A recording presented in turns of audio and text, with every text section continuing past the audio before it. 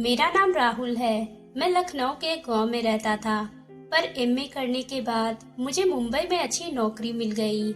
मुंबई शहर जब गया तो मुझे मेरे दोस्त ने एक मकान किराए पर दिलवा दिया। मकान मालिक का स्वभाव बहुत ही अच्छा था। वह दिखने में लगभग 35 साल के आसपास थे। मैंने उनसे नाम पूछा तो उस घर के मालिक ने अपना नाम मनोज प्रसाद बताया था और मालिक की पत्नी का नाम कुसुम था, जिनकी उम्र 26 साल के आसपास थी। वह बेहद खूबसूरत थी। कुसुम मनोज प्रसाद की दूसरी पत्नी थी। उनकी पहली पत्नी के 3 साल पहले ही मौत हो गई थी। बच्ची की वजह से मनोज जी को 2 साल पहले ही कुसुम जी से शादी की थी, मगर कुसुम जी ने भी उन्हें अब तक कोई औलाद नहीं दिया था। ये सभी बातें मुझे कुछ महीनों के बाद पता चल गई थी। मैं उस घर में पहले मंजिले वाले कमरे में रहता था और मकान मालिक और उनकी पत्नी अपने दूसरे वाले मंजिले पर रहते थे। मैं मकान मालिक को हमेशा भैया कहता था और कुसुम को भाभी। मैं उनके घर के छोटे मोटे काम भी कर दिया करता था। एक दिन मनोज जी ने मुझसे कहा, अब तुम्हें खाना बनाने की जरूरत नहीं है, कल से तुम हमारे घर पर ही खाना खाओगे। पहले तो मैं उनके लिए तैयार नहीं हुआ, मगर जब कुसुम भाभी ने भी जोर दिया तो मैं उन लोगों के साथ खाना खाने के लिए राजी हो गया, मगर शर्त ये रखी कि भोजन के बदले उन्हें पैसे लेने होंगे। आखिरकार मनोज जी ने मेरी शर्त मान ली। अब मैं कुसुम भाभी के हाथों का बना हुआ खाना खाने लगा और अपनी नौकरी पर समय के साथ चला जाता। दिन इसी तरह गुजर रहे थे और हमारी दोस्ती और भी गहरी होती जा रही थी। मैं अब किसी भी चीज को बोलने में हिचकिचाता नहीं था और भाभी भी हर समय मुझसे हंसकर बातें करती थी। एक दिन मनोज जी को किसी काम से दूसरे शहर जाना था। वह मुझे बुलाकर कहने लगे, राहुल, मैं बिजनेस के काम से दूसरे शहर जा रहा हूँ, तुम अपनी भाभी का ख्याल रखना। और मैं घर की जरूरी सामान घर पर रख दिया है, पर सब्जी लाने की जिम्मेदारी तुम पर है और घर के छोटे मोटे काम मैं तुम पर सौंप कर कुछ दिनों के लिए जा रहा हूँ। मैंने कहा, आप फिक्र ना करे, मैं घर का ख्याल रखूंगा और कुसुम भाभी का भी। कुसुम भाभी के चेहरे पे उदासी साफ झलक रही थी। मैं भी उन्हें उदास देखकर चुपचाप अपने नीचे वाले कमरे में चला गया। अगले ही दिन जब मैं ऑफिस जाने के समय कुसुम भाभी के हाथों का बना हुआ खाना खाने पहुंचा, तो कुसुम भाभी किसी से बातें कर रही थी और वो हंसकर यही कह रही थी, अच्छा मौका है। पर जैसे ही उनकी नजर मुझ पे पड़ी, वो जल्दी से फोन बंद कर दी और घबराते हुए कहने लगी, राहुल, तुम कब आए? मैंने कहा, भाभी, मैं बस अभी आया हूँ, आप खाना लगा दीजिए। मैं खाना खाकर जल्दी से ऑफिस जाऊंगा, क्योंकि आज काम बहुत ही ज्यादा है और मुझे आने में थोड़ी देर भी हो सकती है। ये सुनकर उनके चेहरे पर चमक आई थी और वह खुशी खुशी कहने लगी, कोई बात नहीं, काम ज्यादा है तो समय तो लगता है, तुम अपना काम मन लगाकर करना। मैं भाभी के हाथों का खाना खाकर जल्दी से अपने ऑफिस के लिए चला गया। आज मेरा काम कुछ ज्यादा ही था, क्योंकि दूसरे शहर से बिजनेस मीटिंग के लिए कुछ लोग आने वाले थे, इसलिए मुझे आज ऑफिस जल्दी जानी थी और घर आने में वक्त लग भी सकता था। मैं जैसे ही ऑफिस गया, अपने काम को फटाफट करने लगा। तभी दोपहर के वक्त मीटिंग के दौरान एक जरूरी फाइल मैं घर पर ही भूल गया था। मेरे बड़े अफसर ने कहा, वो फाइल तो बहुत ही जरूरी है, क्योंकि आज ही इस मीटिंग में उसकी जरूरत पड़नी थी, इसलिए मुझे घर जाकर उस फाइल को लाना ही पड़ा। मैं जैसे ही घर पहुंचा, उस घर के दरवाजे अंदर से बंद नहीं था। मैं जल्दी से अपने कमरे में चला गया और उस फाइल को ढूंढने लगा। वो फाइल मेरे बेड पे ही था। मैं उसे लेकर जैसे ही निकला, मुझे किसी के मर्द की हंसने की आवाज आने लगी। मैं सीढ़ी से ऊपर की ओर जाने लगा और फिर मैंने सोचा कि अगर भाभी ने देख ली तो क्या सोचेगी, इसलिए मैं आधे सीढ़ी से ही वापस लौट आया और घर के दरवाजे के बाहर आ गया। पर बाहर मेरी एक बाइक पे नजर पड़ी। ये देखते हुए मैंने अनदेखा कर दिया, क्योंकि मुझे उस समय मीटिंग में पहुंचना बहुत ही जरूरी था और अगर मैं वहां लेट हो जाता तो बहुत ही परेशानी हो जाती। मैं जल्दी से अपने बाइक को स्टार्ट किया और ऑफिस चला गया। आज मुझे ऑफिस से लौटने में भी रात हो गई थी। जब मैं रात को लौटा तो भाभी उस समय किचन में खाना बना रही थी। मैंने भाभी से कहा, अगर आपको किसी चीज की जरूरत हो तो आप मुझे बता देना, मैं अपने कमरे में जा रहा हूँ। तभी वो कहने लगी, आधे घंटे के बाद तुम खाना खाने आ जाना। मैंने कहा, ठीक है, पर मैं आधे घंटे अपने मोबाइल में ही बिजी हो गया और मुझे याद आया तो मैं घर के दूसरे मंजिले पे खाना खाने के लिए चला गया।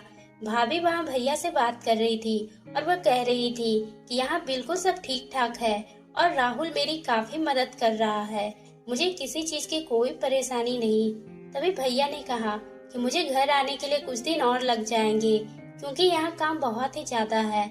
ये सुनकर भाभी के चेहरे पे काफी खुशी झलक रही थी, पर वो अपने पति से मायूस होकर कहने लगी, ठीक है, आप अपने काम कर जल्दी से घर आ जाएं। और वह फोन बंद कर दी। ये देखकर मैंने कहा, भाभी आप उदास मत हो, कल मेरी छुट्टी है तो कल मैं अपने शॉपिंग के लिए मॉल जा रहा हूँ। आपको भी कुछ लेना हो तो मेरे साथ चलो। मेरी बात सुनकर कुसुम भाभी कहने लगी, मुझे तो अभी किसी चीज की जरूरत नहीं, तुम अकेले ही शॉपिंग के लिए चले जाना।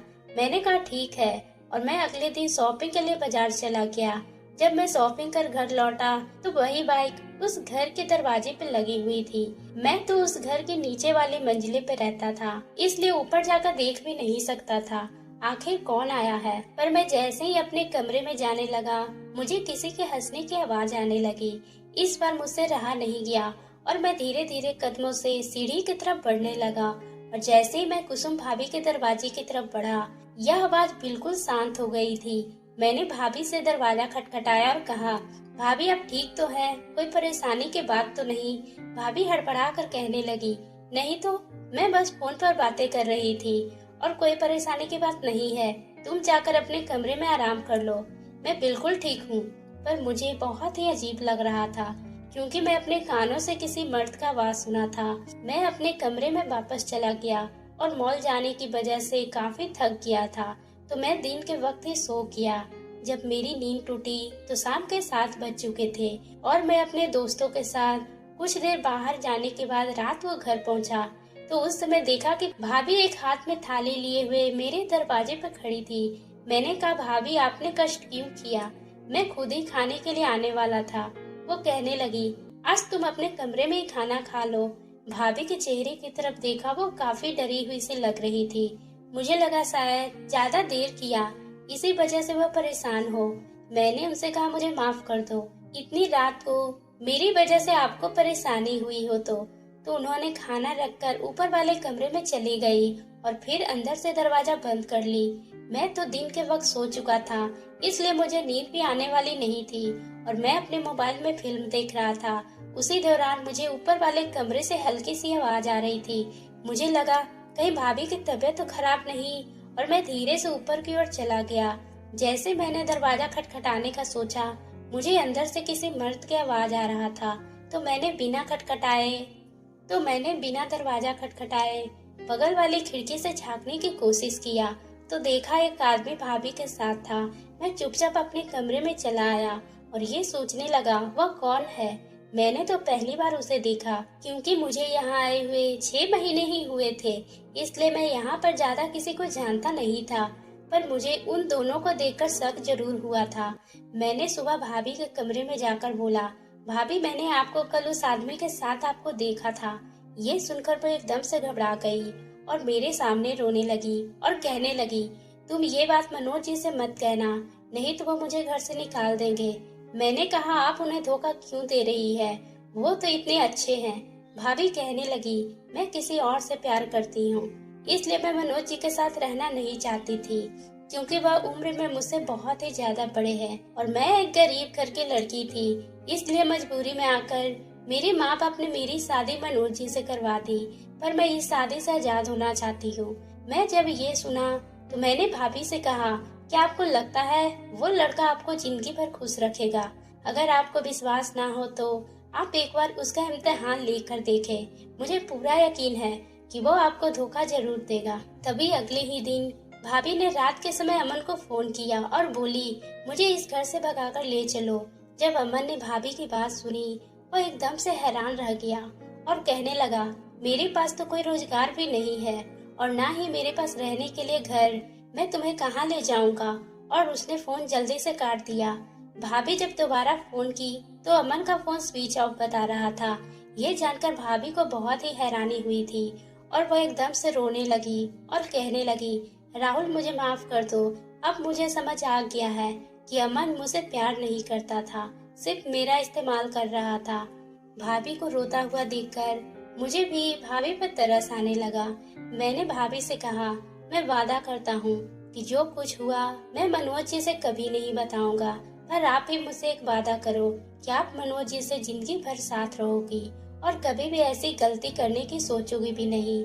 भाभी ने रोते हुए कहा, जब मनोज जी शहर से वापस घर लौटेंगे तो मैं उनसे माफी मांग लूंगी और मैं अपनी नई जिंदगी की शुरुआत करना चाहती हूँ। मैं अपने पति के साथ हमेशा जिंदगी भर साथ दूंगी। मैं अगले ही पल अपने कमरे में आ गया और सोचने लगा, क्या मैं सही किया था? मुझे एक बार भाभी को मौका देना चाहिए था या फिर मनोज जी से उनकी पत्नी की सच्चाई बता देनी चाहिए। मैं इस सोच में सो भी नहीं पा रहा था। 2 दिन बाद मनोज जी वापस अपने घर पर आ गए थे। उनके आते ही मैं मनोज जी से कहा, मैं वापस अपने गांव जाना चाहता हूँ क्योंकि मेरी ट्रांसफर दूसरे शहर में हो गया है। ये सुनकर मनोज जी थोड़े उदास हुए, पर वह खुश होकर मुझे अपने गांव जाने दिए। मैं एक बार मनोज जी और कुसुम भाभी को उनकी नई जिंदगी का मौका देना चाहता था, इसलिए यही बेहतर समझा कि चुपचाप यह सारी सच्चाई मैं अपने दिल में दफन कर वापस अपने गांव चला जाऊं। ये कहकर मैं उनके घर से वापस अपने गांव चला गया। मैं उन दोनों को एक साथ देखना चाहता था और मैं उनकी खुशी में ही अपनी खुशी समझकर उनसे हमेशा के लिए दूर हो गया। तो दोस्तों, आपको ये कहानी कैसी लगी? अगर पसंद आई हो तो आप मेरे चैनल को सब्सक्राइब करना ना भूलें और बेल आइकन को भी